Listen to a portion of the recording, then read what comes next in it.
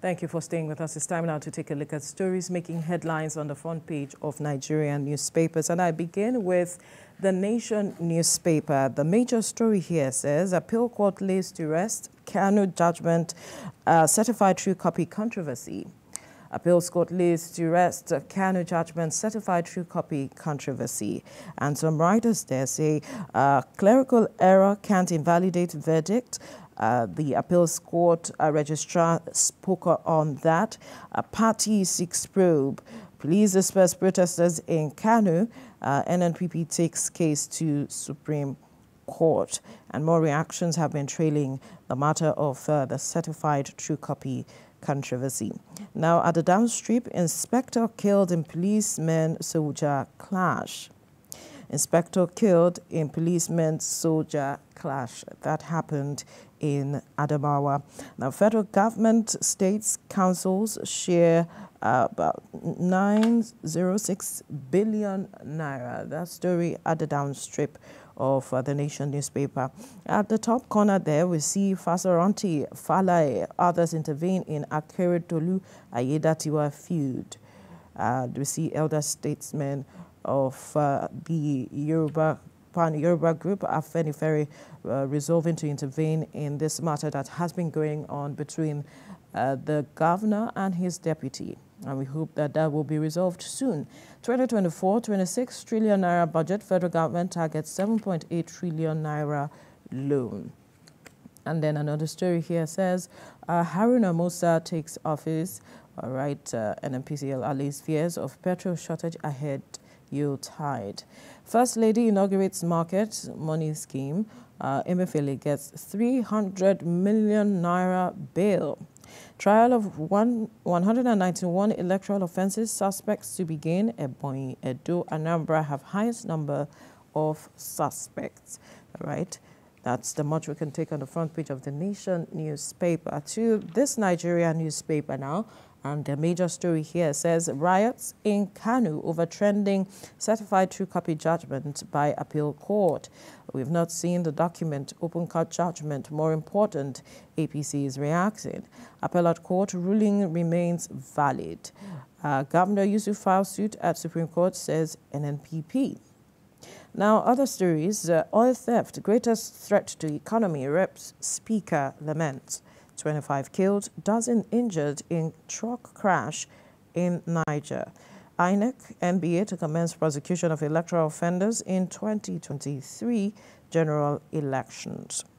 Senate outlaws importation of locally manufactured items, passes 2024-2026 medium-term expenditure framework. FSB bans waivers, favors NGOs as sole beneficiaries.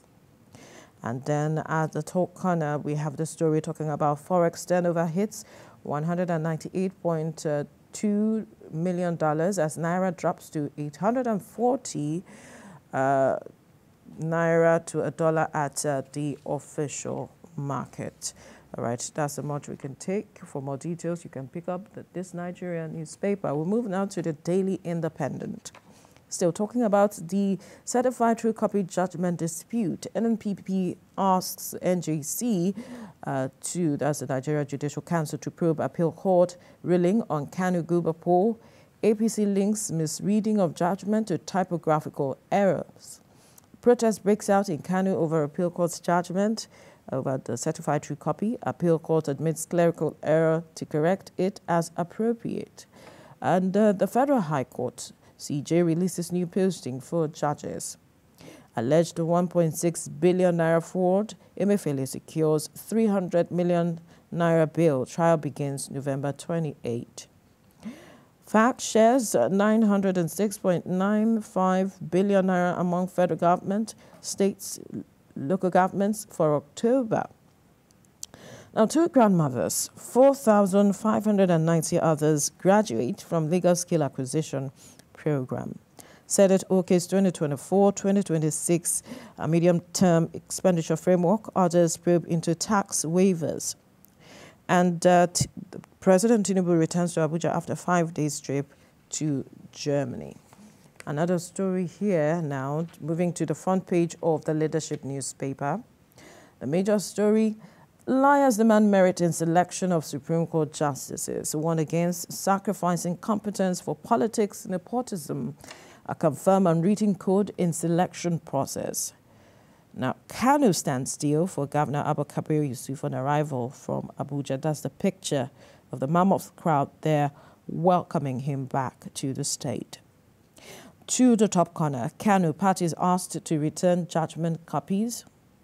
And those are the major stories on the front page of the Leadership newspaper. And finally, with me, the First News newspaper, the major story talking about tension in Kano as appeal court insists Governor Yusuf remains sacked.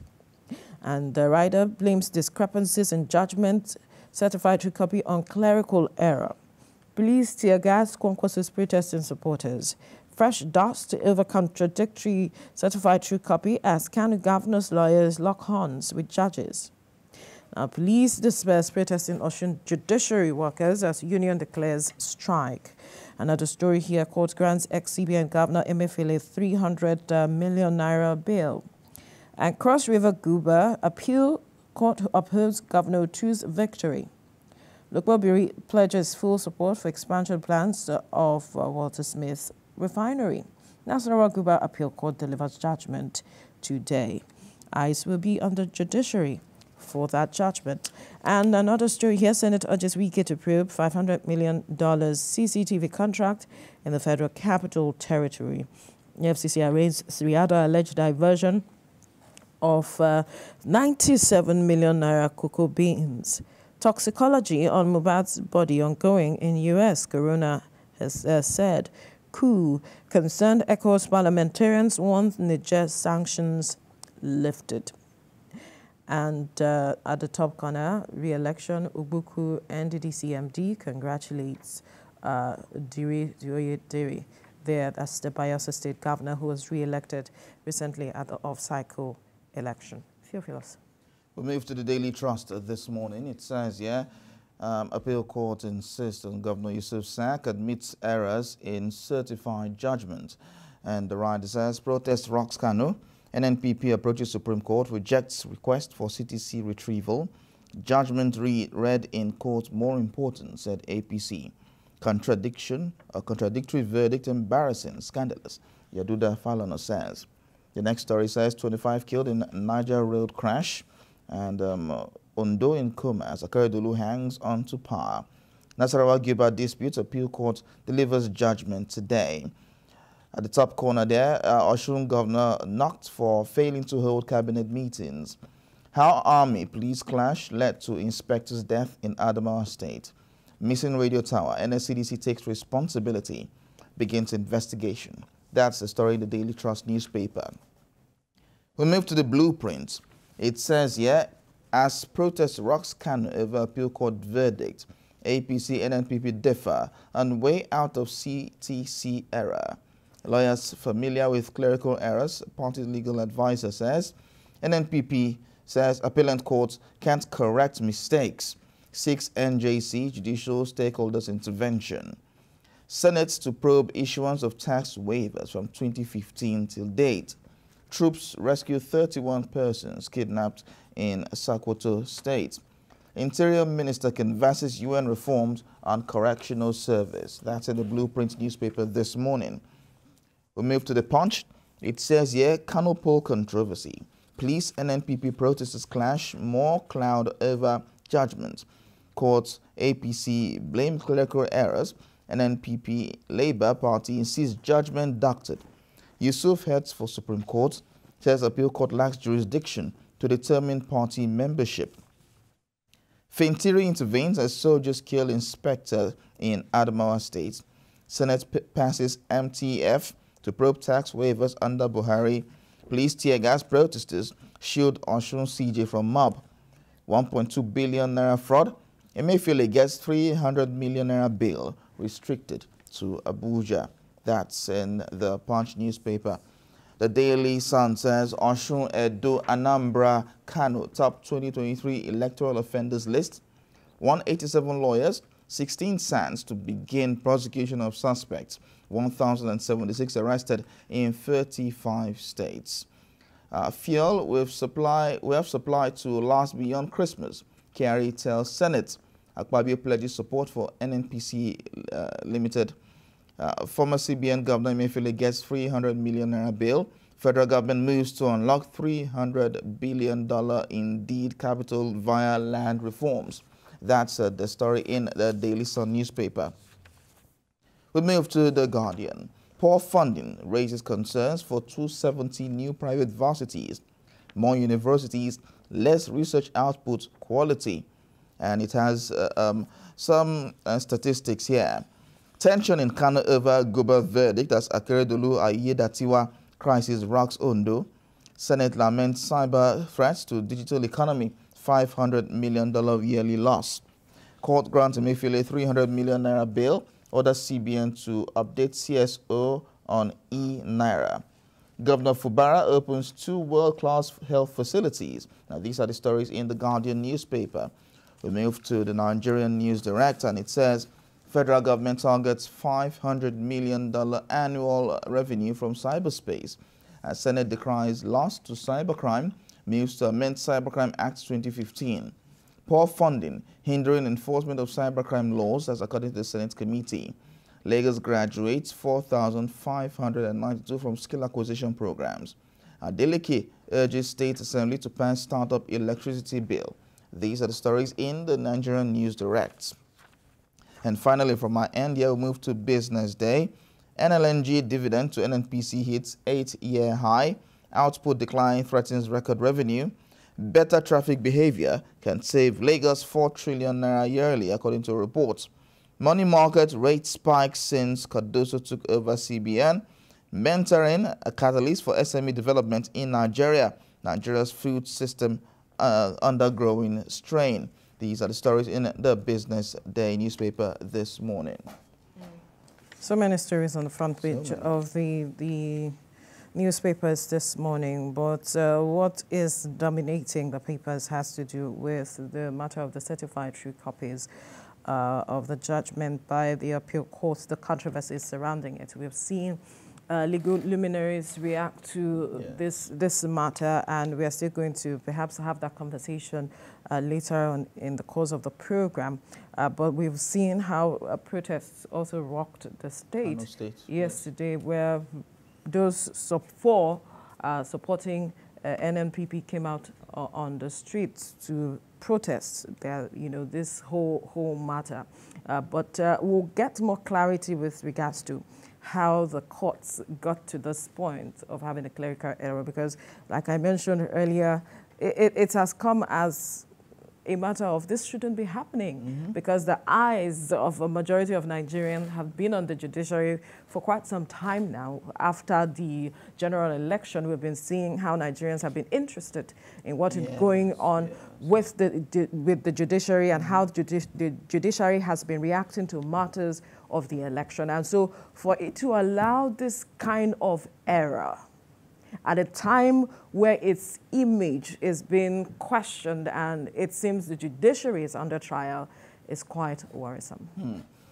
Online, I read about some lawyers who say this is not the first time it has happened in the judiciary. But looking at the critical nature of these matters, like you mentioned, that many people the eyes of everyone has been on the judiciary, so much so that every media, even TVC News, had to carry this court judgments live to show that, okay, this is what we're doing, we are being transparent and all of that. And in all of that, all of these things happen. And so a lot of lawyers are saying it has happened before. The judicial system has a way of correcting itself, the precedents and all of that. But in my own view, the critical nature of this should not allow for that. Yes, in as much as some of these things can happen, but before it is given to lawyers, the judgment is passed to lawyers, have a review. So you don't have two of these errors. Now look at it. Other parties are taking advantage of this and saying that the appeal court lacks jurisdiction in these matters. But like you said, we're still going to talk about this and gain some more clarity on all of this.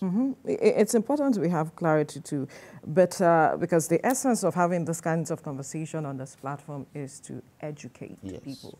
and to create more awareness with regards to how these matters are handled. Because there's so much going on as it is. There's even the calls for the agency to wade into the matter and reining on the appeals court. There were conversations even before this controversy with regards to the certified true copies came out. There were those who were saying that the contradictory verdict coming out from the appeals court and that of the tribunal, a lot of persons were not satisfied with what was going on. Even senior advocates of Nigeria were not happy with what was going on, and so began to speak before the issue of the clerical error came up on board. Right now, there are questions, in fact, statements coming out from persons eminent Nigerians who are speaking with regards to the state of the judiciary, how it is that we have gotten to this point. We recall some statement had come up with one of the judges in the Supreme Court when he resigned. And he talked about the fact that so many things that the judiciary he knew before is not the one that is right now. Yeah. So, so many issues. So many issues. So one has to be careful, especially when you are in the limelight, as it is. At a critical time like this, these issues shouldn't come up. Yes, we are speaking. Yes, we are humans and all of that. But one has to take extra care when issues like this come up. But how this matter will be resolved moving forward, we'll see how because the appeals court has put in place measures to addressing that. And we are waiting to see what happens moving forward, how they handle this from here. Because they are saying, I recall, I read this morning where the registrar of the appeal court was saying, this matter is not even supposed to generate this kind of reaction, but it is. But it has. It is.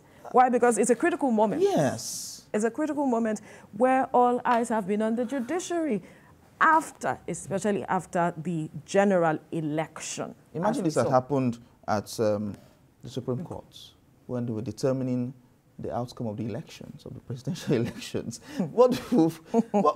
This is not what we'll be talking about. At all. At all. It will generate so much furor that it might even cause a protest. You know. We have seen, there's a protest that happened in Kano. Yeah, this is Kano. But if this had happened at the larger scale, it would have been nationwide. You can imagine the kind of situation this would have caused nationwide. And so the judiciary has to be circumspect. And if we're talking about the judiciary, we should not even forget, we should not just look at the judges.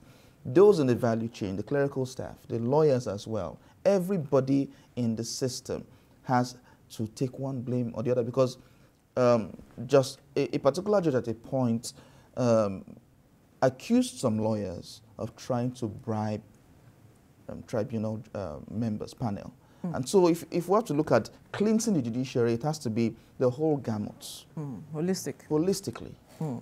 Well, there are so many controversies. So many. The matter of state capture has also come on board, where some persons are saying politicians are using the judiciary and all. So these are the issues that we'll need to perhaps look into as we have the conversation later today on how there is seemingly this notion about a state capture of the judiciary, if the judiciary is independent or not. We know how our democracy is. If the judiciary is still the last hope of the common man, with how things are being said to be going. Remember when a senator says he used...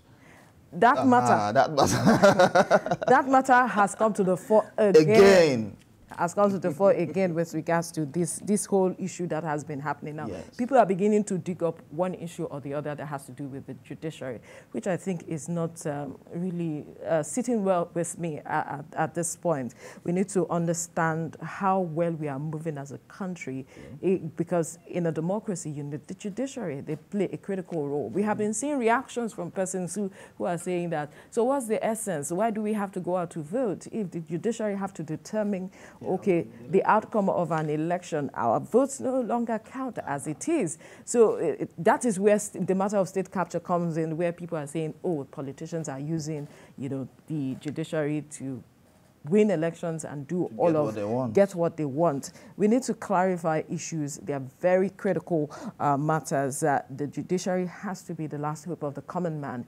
Else, I don't know what we are going for or gaining at the end of the day when we're talking about having a democracy when issues like this are stemming up. But the judiciary must work on its image. Yes. It's a critical matter as we speak. Critical. Its image is at stake right now, and people need to see some level of hope in the judiciary. How did we even get to this point? We must even begin to look back and address the matter from the root and not just street symptoms as it is. It's a critical matter, and I hope that we'll be able to, our guest will be able to do justice to this conversation. I believe he will be able to do justice to this conversation when we bring him on board to talk about this issue.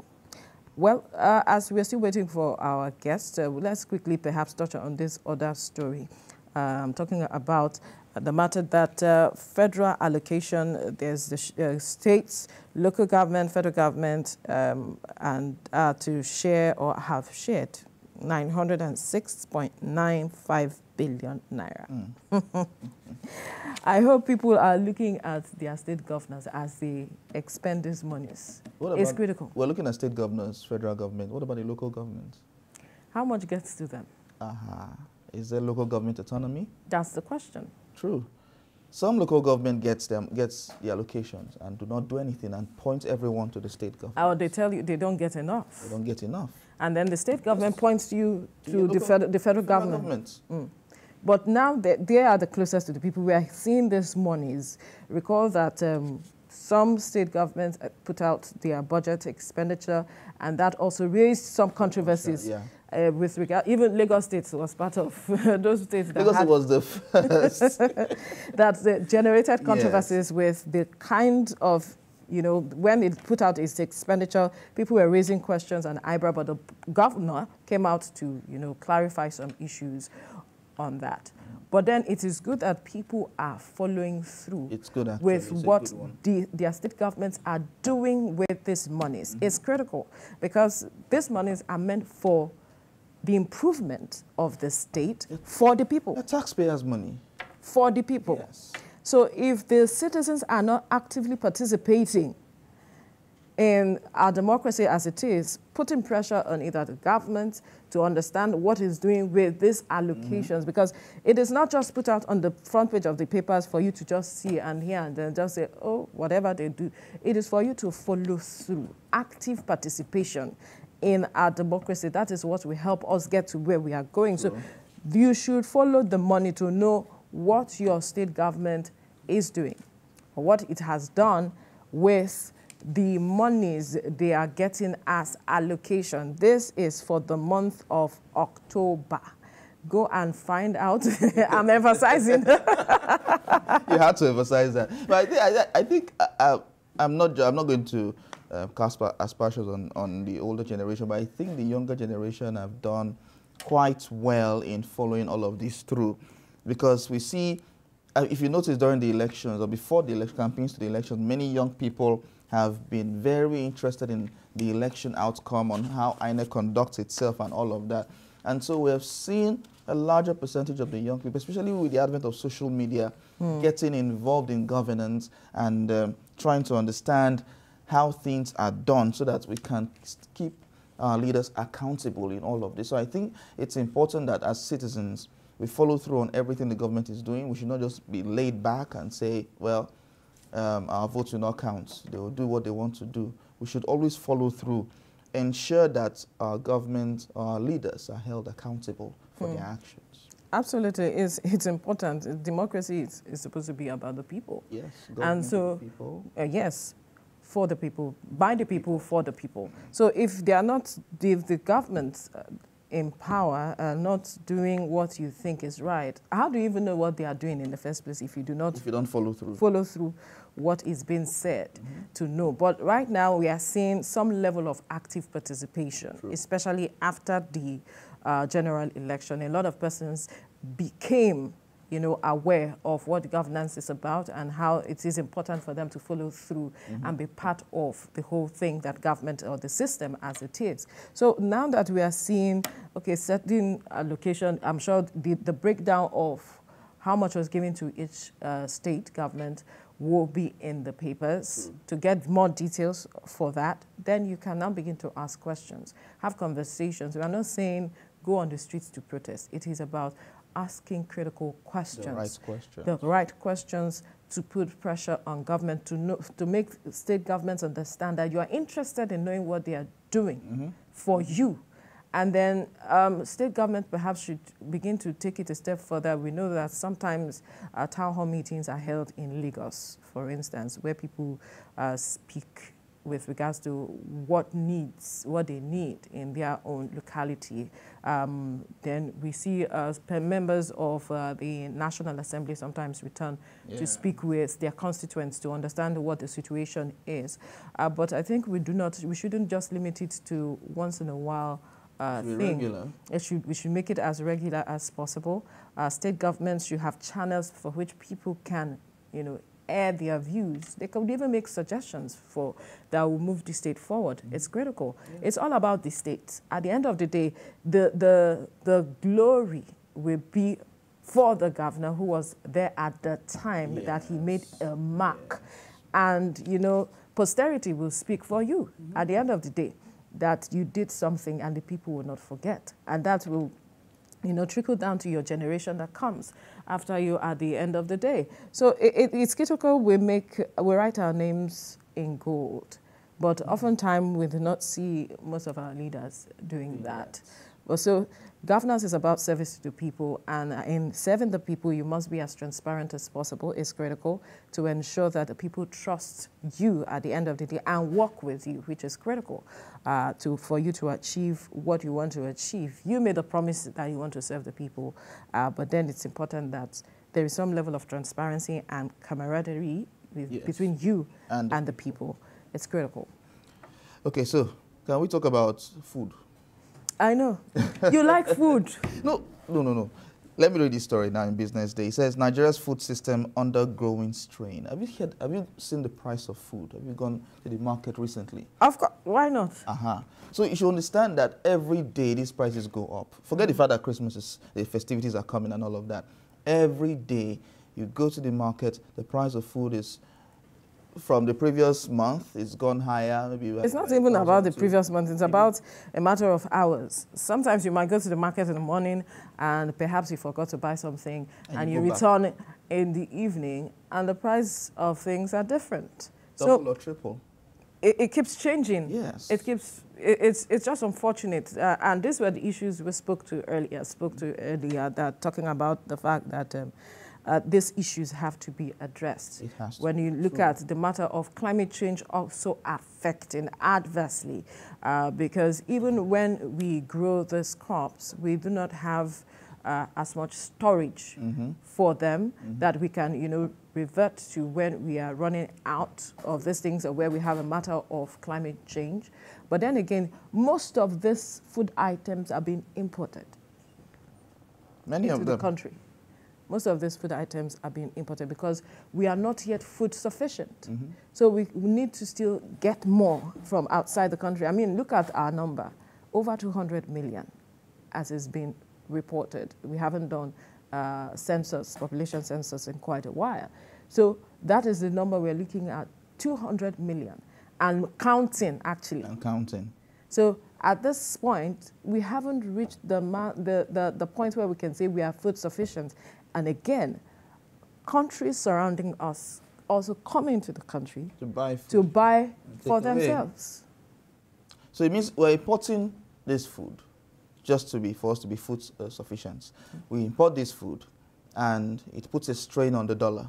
And so if it puts a strain on the dollar, it still comes back to us. Yes. Because the tomatoes or the bag of rice that someone buys, for instance, bag of rice, someone buys for about 45,000 naira now. If he buys it at 40-something or 30-something and wants to make a gain, tomorrow, because of the price of dollar, it increases. He has not gone anywhere, but it has increased because he's a businessman. He wants to make profit. Make profits. Right. So so that he can go back to the market to buy more goods than sell. He can't close his business as it is. Yes. So the strain on the dollar is also affecting because we are still importing as it is. We also look at the matter of insecurity as well. Up north and even in the middle belt, we see how that most farmers cannot go to the farm. Yes. Because of the level of insecurity. Recall that at some point, somewhere in the northeast, the farmers went to the farm and then they were killed because they were said to have given out information. And they got killed in the process. As some of them are paying taxes. The reports we get, some of them pay taxes to these persons before they can access their own farms. So these are some of the challenges that needs to be addressed critically if we are looking at the matter of achieving food sufficiency. Because when people buy in bulk, they want to make profit. Yes. They sell to other African countries who are willing to buy as it is, because their own currency still has some form of value as it is as against ours, even though we are seeing the Naira gaining as against the dollar in recent times. We just mentioned it this morning in the papers that it's about over 800 Naira, so to speak. So we are still seeing that pressure.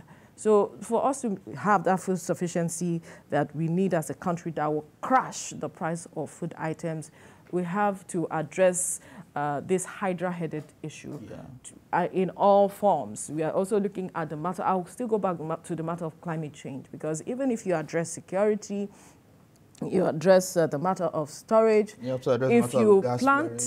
If you plant and the floods come, it will wash off everything. So we must also address that matter of climate change. Yes, It's very critical.